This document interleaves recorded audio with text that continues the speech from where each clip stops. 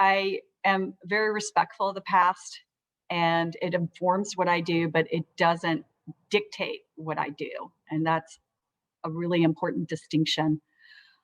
And you touched on this some in your comment. I think it's also important for us in the South, where race relations have been complicated, to acknowledge that. And I working through that has been a journey for me because when I look at the Stuckey's archives, I love calling it the Stuckey's archives. It's really a bunch of cardboard boxes in a warehouse that were stacked in a corner, and I'm going through all of my grandfather's papers and old photos, and I see references to the Old South and plantation candy line. And at the time, it's easy for me to say what my grandfather's intention was. He didn't mean any offense, but clearly some of the phraseology and some of the way, our branding, it cannot ever be repeated now. It's so racially charged.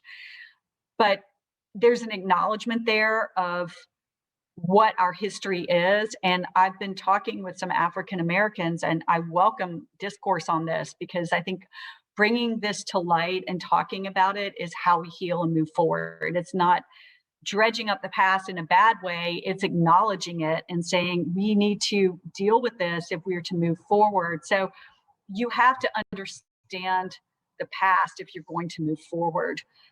We talk about the Great American Road Trip, and having seen, there's a great PBS documentary and there's a book that it was based on called Driving While Black. It just came out a couple months ago.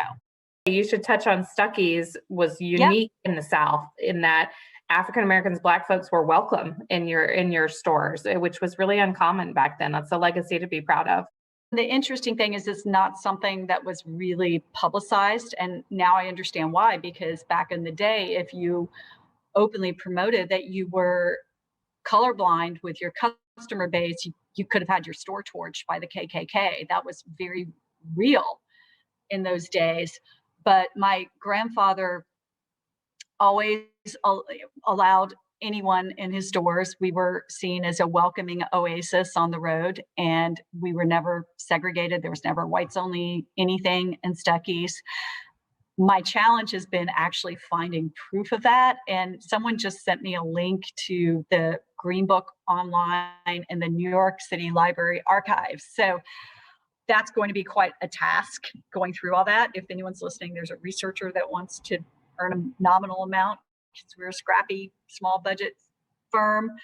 I might be interested because I would love to actually see a reference to Stuckey's in the Green Book, because I have always been told we were in the Green Book.